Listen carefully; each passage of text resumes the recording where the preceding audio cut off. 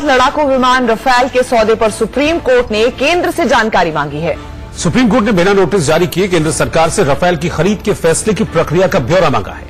सुनवाई के दौरान कोर्ट ने साफ किया कि उसे कीमत और सौदे की तकनीकी जानकारी नहीं चाहिए। दरअसल सुप्रीम कोर्ट में इस मामले से जुड़ी 2 याचिकाएं दायर की गई हैं।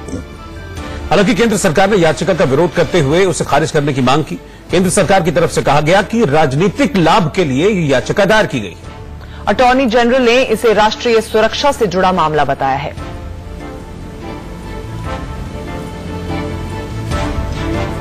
और अरुण धंता हमारे संवाददाता इस खबर पर हमारे साथ जुड़ रहे हैं। अरुण, हालांकि सुप्रीम कोर्ट ने जानकारी मांगी है, कोई नोटिस वगैरह जारी नहीं किया गया है, तो क्या टेक्निकली इस चीज को आप मुझे बता पाएंगे, क्या कोई कंपल्शन है सरकार का जानकारी देना, क्योंकि सरकार शायद इस फेवर में नहीं है?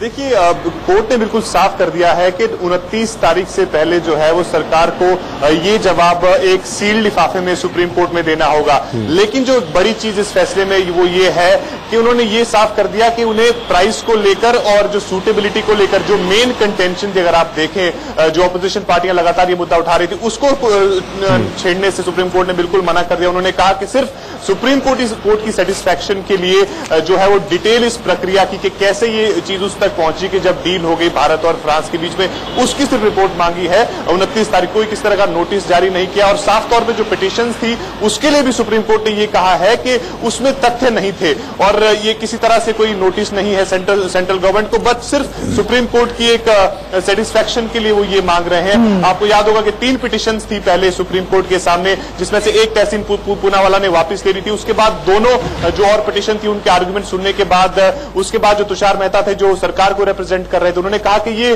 पब्लिक इंटरेस्ट लिटिगेशन नहीं, ये पॉलिटिकली मोटिवेटेड है और इलेक्शंस भी अराउंड द कॉर्नर है। उसके चलते हुए तो सारी चीजों को जो है वो कॉग्निजेंस लेते हुए सुप्रीम कोर्ट फाइनली इस नतीजे पर पहुंचा कि 29 तारीख को जो है वो सेंट्रल गवर्नमेंट को इस प्रक्रिया के बारे में एक रिपोर्ट देनी होगी बंद लिफाफे में सुप्रीम कोर्ट के सामने, और 31 को हियरिंग होगी। तो प्राइस और सूटेबिलिटी को लेकर सरकार को कोई भी खुलासा करने की जी जी अरुण, इस पूरी जानकारी के लिए बहुत बहुत धन्यवाद। तो सिर्फ जो खरीद के प्रोसेस की डिटेल मांगी गई है और